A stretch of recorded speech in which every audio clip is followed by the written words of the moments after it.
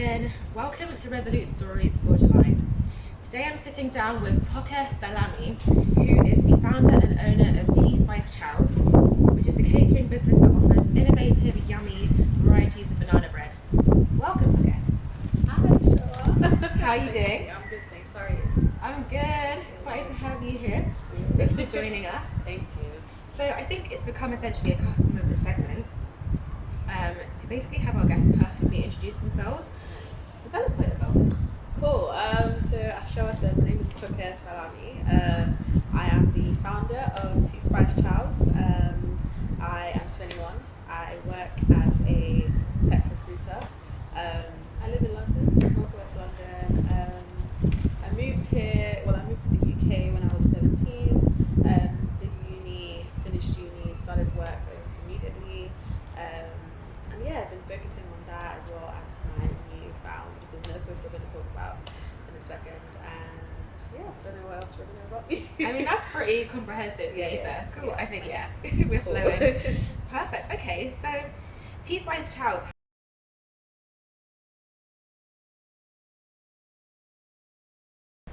So T-Spice Chows started off as, it still is, as like a food blog. So basically just like a dump of, all my food diaries. Obviously we all know how lockdown went, people discovered new talents that they didn't even know that they had. So T-Spice Chows was just like my food dump. Anytime I would cook, I would kind of post like tutorials, or I'll post pictures of the food, because then I also found that I love food photography as well. I love styling food, finding the best lighting, plating, all of that stuff. That's how I mainly got into, the whole T-Spice Chow thing. I wasn't really sure what it was going to be when I started, but I just knew that I needed a place to like dump all of that food content. I couldn't just, share it with just my close friends. Okay. I needed like a platform, I guess. So yeah, that's what it's about. Right, cool. And how did you come up with the name T-Spice Chows? Very different. I mean, T-Spice, first of all, that's like a nickname that one of my friends actually gave to me. This was a while ago. Just randomly called me T-Spice. And ever since then, like, everyone around me kind of picked that name up. So everyone just called me T-Spice. And then Chows, I was explaining to Showa not too long ago that Chows means food or eat in like pidgin slang, Nigerian slang. So T-Spice Chows literally is like my nickname, and then Chows. So that Chows could either mean food or eat as a verb. So yeah, that's how the name came about. Okay. Nothing too crazy. Okay, cool. So I understand that you have a special passion for cooking and for food and cooking more broadly. Why have you decided to provide banana bread only through T-Spice Chows?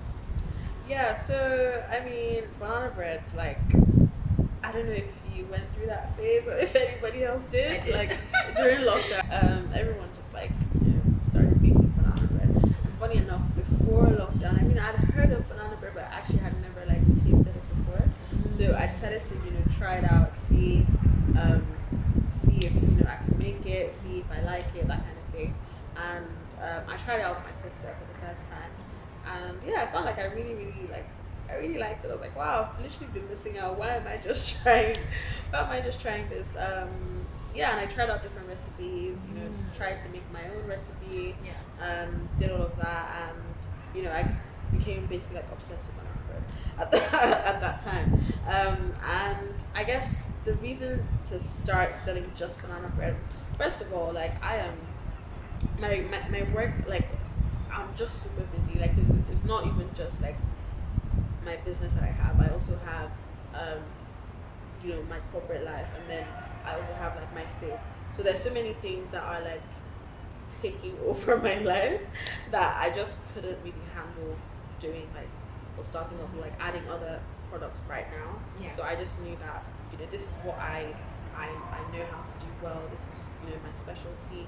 This is where I shine. Like, let me just focus on that, and then if later I decide to add more products to the menu or whatever, then fine. But as of right now, I like to do what I can handle. So Yeah. I decided to kind of just stick to a niche, and I feel like sticking to a niche as well is quite a smart move, because it kind of just makes you like, everyone knows that that's what you do.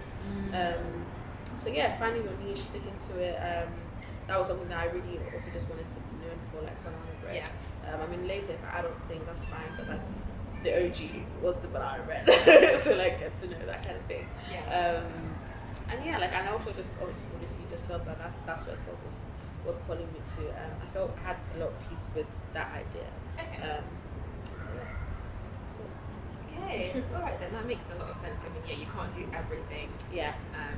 Better to be, I guess. Well, I mean, to be fair, that same jack of all trades, master of none. Yeah. But then I think apparently it goes on to say, Master of all, something like that. yeah, like it's actually not bad to be it's not bad, but I just feel like for me, focus, I need to be smart. I can't just do everything and then nothing's like special exactly, or doing well. Exactly. So yeah. I wanted to just and they look really scrumptious. Like, can't take banana bread. One of these days I will come and order. I have to, honestly. Okay, so passion for cooking. You said it started off as a kind of food blog and baking, and basically making scrumptious food people can eat. So can you tell us a bit about your journey and deciding to take this passion to the next level? Because as you said, it started off as a food page, and now it's a business. So. So I mean, at the start, I'm not gonna lie, I was I'm not gonna monetize my passion. I'm not getting money out of it. Everyone leave me alone. Because I remember, like, when I first started, everyone was like on my neck, please can you start selling food? Because people love food, and people will always buy food. So I'm telling you, people will always buy food. So people just kept telling me I need to start selling. For the longest time, I was like, there's no way. I mean, I've been doing this for 2 years now, and I only just started selling this year. So literally from the first day that I started, I was getting DMs. Do you take orders? Do you take orders? Do you take orders? And I'm like, no, I don't. So I think, moving to London, and obviously I was in Hull. I went to Hull, and it's not that, like, I didn't really see myself, like, I couldn't picture myself selling anything in Hull, just because I didn't really know if there was an audience for it, if that makes sense. And yeah, I don't want to, like, start and then not start, if that makes sense. Start and then close down or whatever. So I just didn't even bother, and I really just wanted to focus on school and get that done and over with, graduate well, and like move on with life. So yeah, I definitely wasn't going to start in uni. So when I moved to London, I moved in like February. I moved February. So when I moved back, I was like, I'm still not going to start, like, whatever, like, because I was always going to say if I wanted to start any business, it's going to be back in Nigeria. Okay. But so like I wasn't going to start at all. But I don't know, I just kept feeling like this nudge to like just go for it, like just start. And then one of my other friends, who also has like a food page, she also started her business. She's in Birmingham. And I was like, okay, she's starting, because like both of us, like we'd always like had that battle of like, are we gonna start, we're not gonna start. Like, so when she started, I was like, looks like I'm the only one who hasn't started.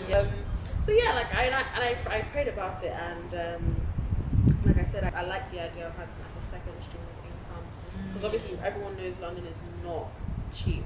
Like, London is not cheap. There's rent, there's bills, there's so many other things to pay for. I'm not saying that's the primary reason, but that was definitely like a nice idea that resonated with me. And so yeah, I prayed about it, felt a lot of peace about it, and yeah, here we are today.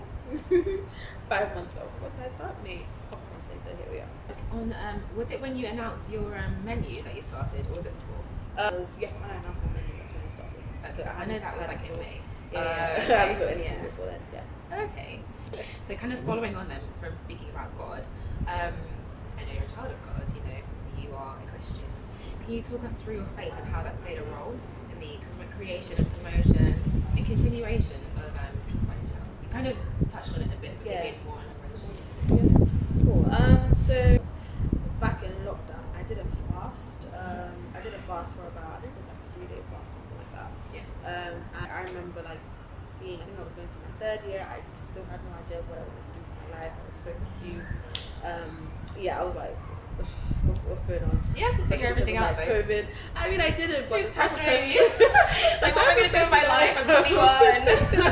No, but like for real, the type of person that I am, like I like to have everything figured out as soon as I can, because I don't really know how to deal with like uncertainty or like just fickle situations. So anyways, and obviously there was COVID as well. So So I did the fast, and what I really wanted to get out of that fast was like I wanted God to kind of answer the question of what my calling was, and what my purpose was, and that kind of thing.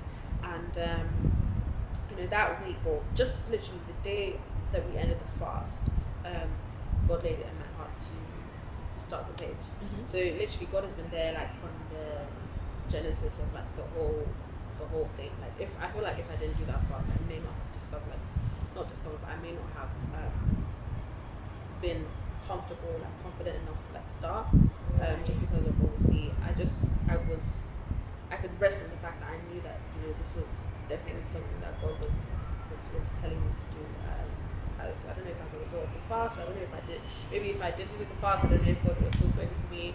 I don't know, but like I can't speak on that. But what I can speak on is obviously I did the fast, and as a result of that, that's what happened. And then just along the lines, speaking to God about whether I should start the business now, blah blah blah. And I'm so thankful that I didn't, because and I feel like that was God as well, the fact that I didn't start it when I initially wanted to start it, because while I was at uni. Because I feel like I would have definitely lost the momentum, and like I can definitely see why he wanted me to start it now rather than then. And just like asking God, even down to like the flavors out on the menu, things like that, and just seeing confirmations here and there. So like God has been there like through literally from the start, till now. And will continue to be a huge part of the business. I think I've touched on. Kind of God guided you to do it, and He's led you. He's held your hand the whole way. Beautiful. We love to hear it. I mean, I think it's so important to include God in what we're doing. You can have an idea, but if you just start it and He's not in it, He didn't guide you to it, it might not be the right time. Even if it is the right thing to do, maybe the timing is wrong. So it's just amazing. Brilliant. I mean, at 21, what was I doing? Like I came out of uni and I was confused. Oh my goodness. Just working. I do kind of understand then how you said you wanted to figure out your life and all that. That's brilliant. I mean, wow. Cool.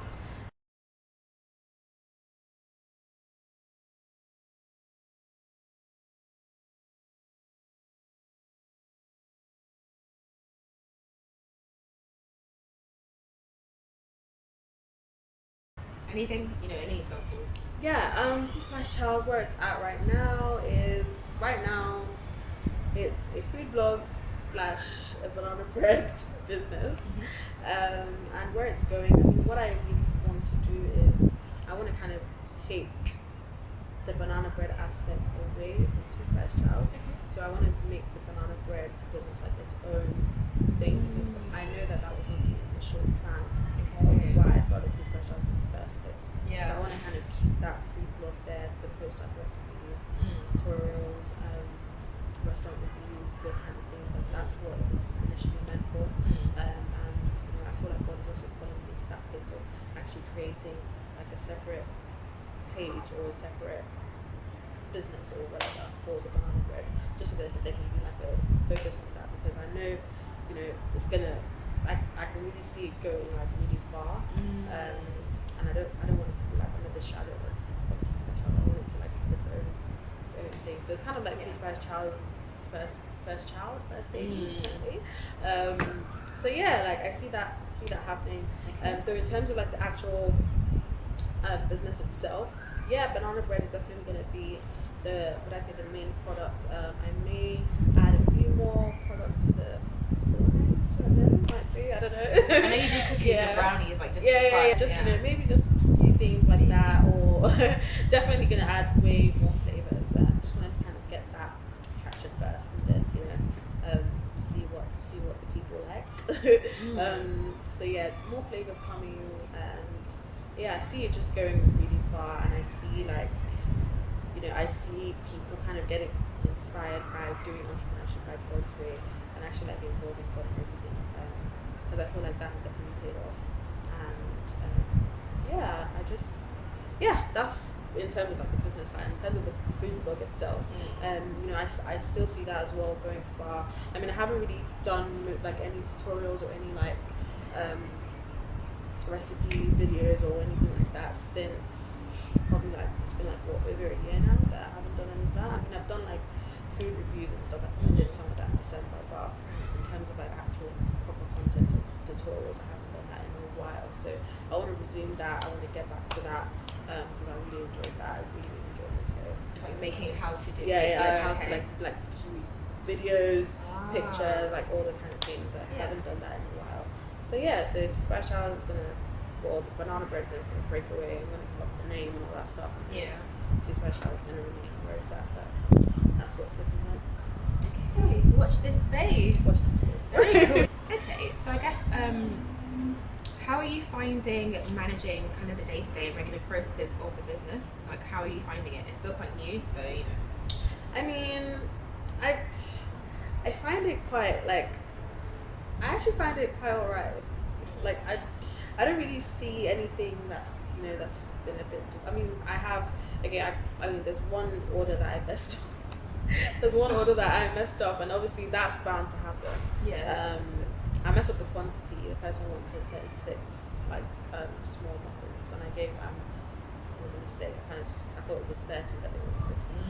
So I messed up that order. So like there's definitely been like some small hiccups here and there. And obviously you learn as you go along. I'm not gonna like be so hard on myself or like beat myself up because I know it's part of the journey. It's part of being a businesswoman. Like you can't get everything right at once. You know what I mean? All the time. But in terms of like day to day, obviously having to like bake is long. It's really long because like I'm the only person. I don't have like a team or anything like that. So it's just me that does it all the time. So what I do is I actually have like a limit. So once like I reach my limit for that day, I don't take any more orders past that because I don't want to like burn out or So I know my limit. I know my capacity. So I know what I can take. I know what I can't take.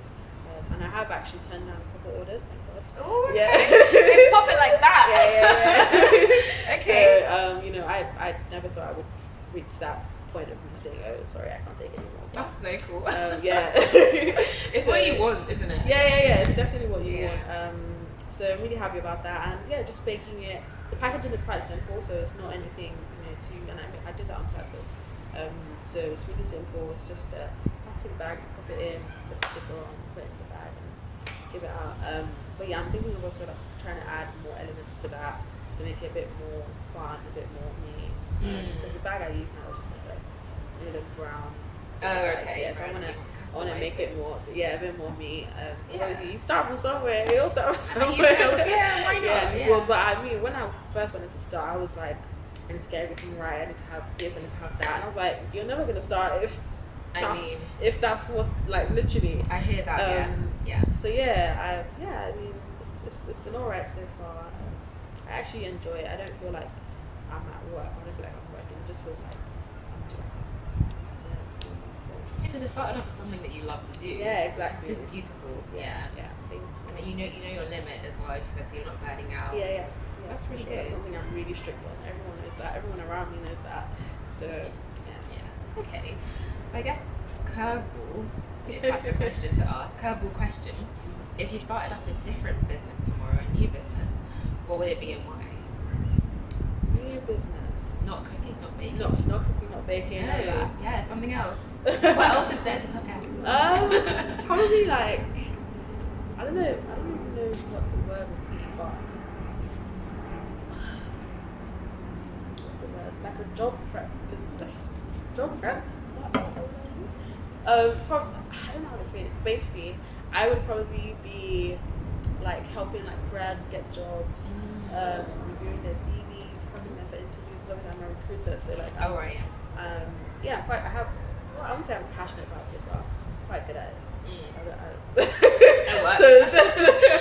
So it's just one of those things where like I feel like I would actually enjoy working with like young people, and also because I know how long it it took me to get a job and how like much that journey or that time period affected me. So I would kind of want to give back and help other people. Like I don't even know if I would charge, to be honest, if I was to start that kind of. It's a business.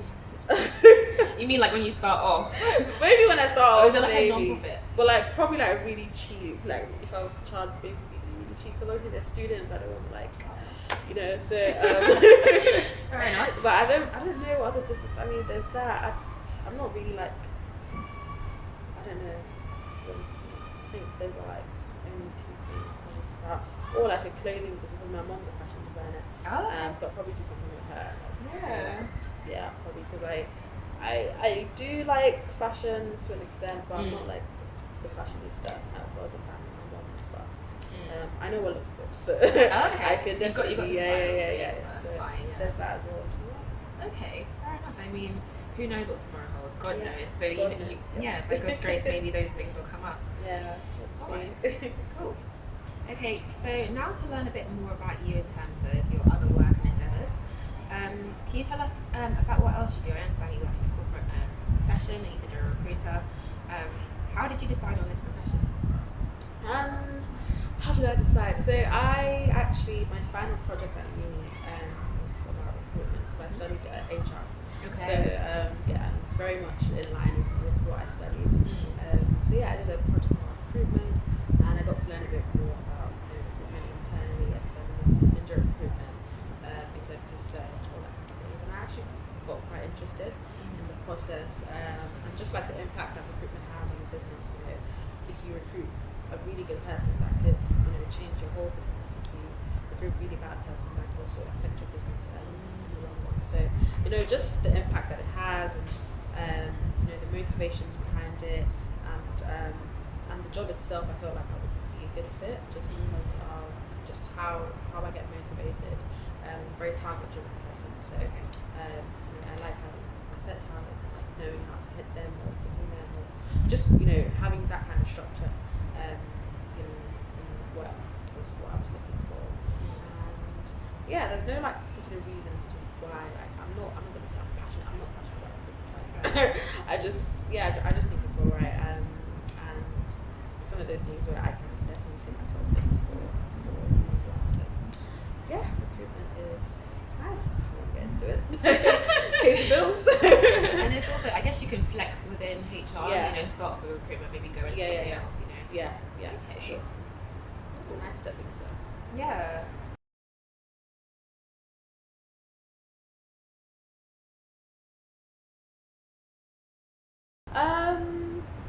A common myth would be that I wouldn't even say I say it's a myth. I just feel like people think we're really annoying. People think recruiters are like really annoying, and trust me, like I get that, like for sure, I get that. I mean, I've been on the receiving end, receiving like loads of emails on LinkedIn from recruiters about new jobs, blah blah blah.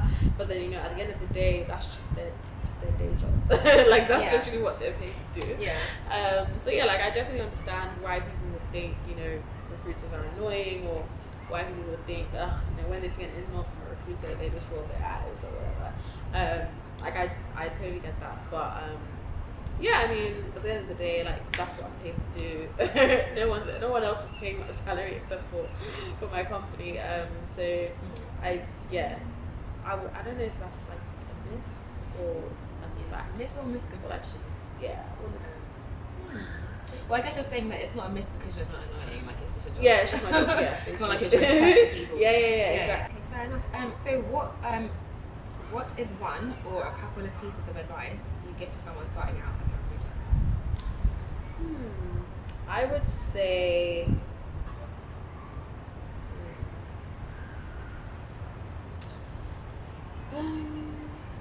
I feel like at the start it will feel like you don't know what you're doing. You'll feel a bit like lost. Because when I started, I was like, what am I doing? How do people find people, basically? It'll definitely feel like that at the start. Okay. But practice makes perfect. That's the thing about recruitment. So the more emails you send out, the better you get at composing emails, the more people you reach out to, the more people you speak to, you get to understand the industry that they're in a bit more. That will basically help you become a better recruiter. Actually speaking, so literally getting on the phone as much as possible, even if like you don't even think the person or the candidate is a good fit, just speak to them and just like understanding, okay, where do you work, what do you do, what's your day-to-day activities like, and just understanding a bit more about that industry, because chances are you are going to work, you know, another role in that same industry. So because you've spoken to that person 3 weeks ago, you understand, you know, what that person does, and you're kind of able to kind of bring that knowledge into recruiting for like a similar role or whatever in the same industry. What else? Teamwork as well, like just asking your colleagues for like recommendations and things like that. It's quite big in recruitment, because chances are if I'm recruiting for like a DevOps engineer, for example, I might ask, you know, our team's tried, does anyone know any DevOps engineer or whatever. Someone might actually know one, someone might know a good one. You know, if one of my colleagues say they know someone, I just automatically know that that person's going to be good. Because you trust your colleagues. Yeah, exactly. So, you know, it saves you a lot of time than, you know, going to LinkedIn and fishing through all these candidates and like, you know, not being able to kind of find what you want, but actually just going straight to the point, asking your colleagues for help. This is a really big thing, I would say. And yeah, just not being too hard on yourself, because with recruitment there comes a lot of like stumbling blocks and obstacles that comes with that. So basically, you know, a candidate can accept a role and then 2 days later they're like, yeah, they don't want that role anymore, they want another role. Or, you know, maybe they don't show up to interviews or things like that. And that happens all the time. Like, it's normal, that happens sometimes. Like, it's literally normal. But, you know, what makes you a good recruiter is actually coming back from that and just like not even dwelling on that at all, just picking yourself back up. Finding another candidate, you know, just going, and then maybe after placed then you can have time to like be sad, but don't be sad for more than like 2 seconds, because there's no time for that. But yeah, that's it. That's what I say. Okay, cool. I mean, you kind of answered the next question, which said, what is the most important personality trait? So someone who can keep going, who's resilient. Okay. Is there any way in which your experience or expertise has equipped your attitude and operational practices for T-Spice Chows? So is there any way you can draw a kind of a connection between your skills as a recruiter and how you work in your business? So first off, I would say the resilient part that I touched on just now, and you know, being able to handle stumbling blocks and just like moving on. So, for example, let's say I buy bananas. So maybe they're not ripe by the time I buy them. Obviously, you need ripe bananas to make banana bread. And you know, I decide, you know, let me open up the box. I close the box, and then I see that they're still not ripe. You know, it's like thinking of like a solution then I can't just be like, oh my god, my bananas are not ripe, I can't make banana bread today. What am I gonna do, you know? Actually, like, so I go to Lidl or whatever, look for the ripest bananas that they have. Because some people actually, I mean, sometimes I do that when there's literally no option, like putting the bananas in the oven. I've done that. Some people do that as well. I do that sometimes, but sometimes I also just, if I can find the right ones, and I just get the right ones. It just depends. Is that better? Really.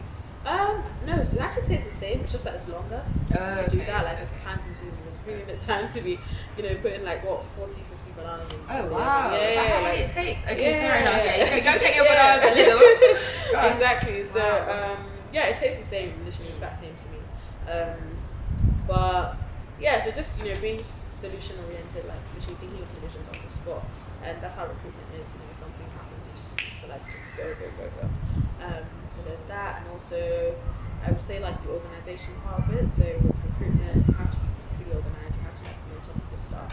You can't be all over the place, because you need to know what candidate you spoke to, how much they want, you know, what they're looking for, what their notice period is, like you need to kind of have that at the top of your head. So yeah, being organized, I have like a place that I put all of that stuff when I work, and then with my business, you know, I'm quite organized as well with regards to that. So like I have the person's name, what they want, how much they're paying, you know, when they're picking up, that kind of thing. So yeah. When you say when they're picking up, like a good time to call them? No, in terms of like when they come over to actually pick up the banana bread, so like their time so your business. That's what I mean. So so in terms of like the organization bit, like how I'm organized in my corporate life, I definitely bring that as well into my business. And okay. Cool. All right then. So thinking about the bigger picture, how significant do you think T-Spice Chows will be in the bigger picture of your life? Bigger picture. You don't have to think to like 90. Yeah. But you know what I mean? Like, is it going to go far, do you think, or what's your vision? What's your vision? My vision. So do you mean the business or the blog or both? Both. I mean, T-Spice Chows as it is right now. As it is right now. And you know that entity. So you know, right now you're going to split the banana middle. Yeah. But you know, where do you see it going? And in terms of you, not so much the business, but you know, in your life. I mean, for sure. Like I see it going far. Like I see myself, you know, having like a team almost. So you know, actually being like a proper like CEO, like actually managing people and like, having like a team, and just like the personal growth as well that will come with that, because I know there's a lot of like personal growth that I have experienced even like just with this, how many months that I've started in May, even up until now. I know how much I've grown in that time, so I'm so excited to just see like how much more I'm gonna grow, because entrepreneurship teaches you a lot of things about yourself that you didn't know about yourself. So like it's really exciting to kind of see, you know, who I'm gonna be in 2 years, 3 years, 4 years down the line, and you know, just managing people, possibly having like a really nice team of women, on like an all female team, that kind of thing. Yeah. Why is that though? I mean, I just feel like aesthetics, and I mean that's just like an idea in my mind. Yeah, I mean, it's one of those things that's like, yeah, if I could have one, amazing. If not, that's fine too, you know. But yeah, like definitely personal growth, having a nice team, big team, going far, and yeah, I guess just making more money. Don't we all want that? Yeah. That's awesome. I love what you said about I want to see who I'll be. That's so beautiful. Like to think, okay, we actually grow as people if we allow ourselves to. Sure. That's amazing. Yeah. And by God's grace, just onwards and upwards. Okay, cool. Okay, so we know that you are also the founder of the Sister Circle, which is an initiative that builds awareness on the topic of polycystic ovarian syndrome, with a specific aim of informing, educating, and empowering women. Do you think there's a possibility that this initiative will be a more prominent focus for further growth and development, you know, throughout the trajectory of your life? Have you received any revelation about that? Sister Circle. The Sister Circle started off as literally, I think I saw someone tweet something about how their PCOS affected them, or something about a situation that happened. And I was just, I related to that situation because my PCOS affects me on a daily basis. So I was like I wish there was like a community of women that could kind of share their experiences and like share tips and tricks on like how to kind of tackle these things, the medicine that they use, that they could recommend, that kind of thing. And I was like, oh, I wish there was actually like a platform like that. So I decided to create a group chat, and that was how everything started. So I literally tweeted, hey, I'm making a group chat for women who have PCOS. If you'd like to join, send me a DM, blah, blah, blah. And I got so many DMs. I think right now with the group chat, I think we're like 60 or 50. Wow. I can't remember the exact shit. So you tweeted and then... But yeah, I literally tweeted like so like with so many in the group chat, and people just drop, hey guys, I'm using this medicine now, it's working well for me, I think you should try it. Someone goes, hey, I've switched my medicine, or someone goes, hey, how do you guys manage, for example, insomnia, or things like that to help each other. So yeah, it was mainly just like a support group. I would say that was what it was. And then a couple people in the group chat decided that they would actually like to kind of take it a bit outside the group chat and actually educate other people. So I was one of those people that had that idea as well, and we created like a committee. We created the Instagram page. We did like lives, so we've had a few lives now. So I think we had one with a doctor who specializes in like PCOS and was able to kind of educate people. People had questions they would ask, and then she would answer those questions. And yeah, like we've done a couple of things like day in the lives. I think I did a reel of me making like a green smoothie. I used to this like green smoothie this was like last summer, every day I would literally take this green smoothie. What was in it? It was spinach, bananas, lemon juice, oat milk. I think strawberries. I can't remember exactly what was in it, but I know I put quite a couple things in it. And like it helped with weight loss and yeah, it's helped like balance my hormones. And yeah, so I shared that as well on the Instagram page. There are loads of content on there, loads of like, you know, fun facts about PCOS, loads of myths about PCOS, myths and truths. So yeah, it's a really interesting page. Check it out, Sister Circle on Instagram if you'd like to know more. We'll tag it. Yeah. So yeah, that was how it started. And in terms of like revelations about that, definitely I have, you know, because it's something that I felt like it was a burden on my heart to like really share with people. Kind of like turn your pain into, what I say, like something, your pain into your passion. I think that's what they say. So yeah, like just encourage other women, let them know that they're not alone, because a lot of people with PCOS always feel like they're alone or people don't go through that. But you know, in the grand scheme of things, about, I think it was the statistics, I think it's like 1 in 10 women have PCOS. So literally, yeah. So you know, you're definitely not alone. So many women have PCOS, and it's just a matter of time that they come up with like a, you know, proper solution to it. Yeah, no, I mean, I saw a lot of those girls, their skin before and their skin after. Oh, yeah, I was like, we did wow, that as you well. would never have known. Like, beautiful skin glowing. I'm like, okay. Yeah. It's just amazing. Thank you. Okay, well, the final question then is, what final piece of advice would you offer to someone who is thinking about starting a food-related business? Perhaps something you didn't know that you wish someone had told you. Okay, this one I knew, but it's advice that I would also like to just give out. I think it's so important, especially if you're a Christian, to ask God first, like, what do you want me to do? What do you want me to sell? And like, let me tell you, people think God won't answer you, you know, don't you hear God? Trust me, like, that was what I thought as well, but God will confirm those things to you in time, and you know, that could be through so many things, through the word, through people, through personal confirmations.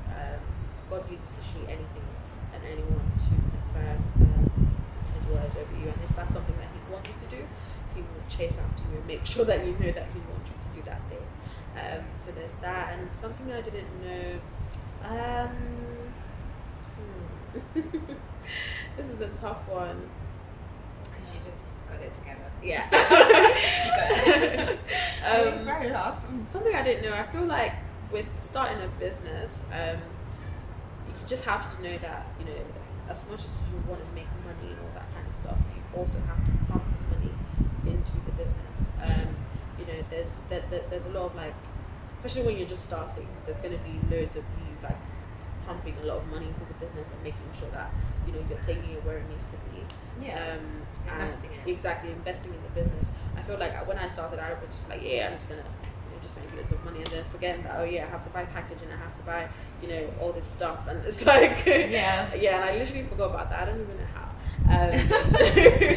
But yeah, literally, like, just get prepared for, you know, you may not make profit in the first month, in the first 2 months, but eventually you're going to break even. Eventually you're going to make so much profit that you wouldn't even know how to handle it or for real, like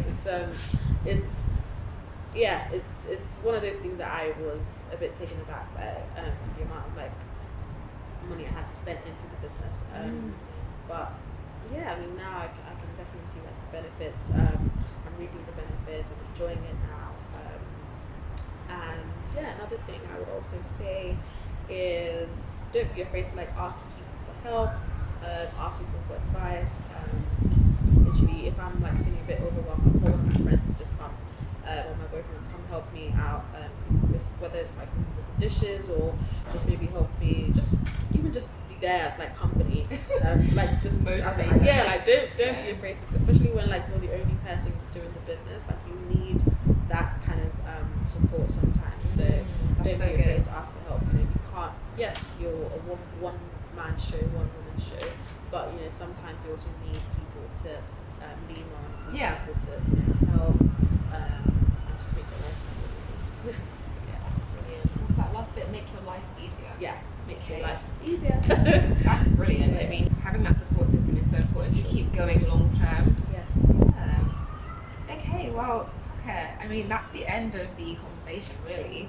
Thank you so much for coming on. Of course. It's been great to have It's you. been great being Very dynamic, very full of energy, and you flow so eloquently. It's been a really great Thank interview. you so much. Thank you. I've enjoyed it so much as well. So thanks so much for joining us for Resolute Stories segment for July. We've had Toke Salami with us, and we'll see you in August by God's grace.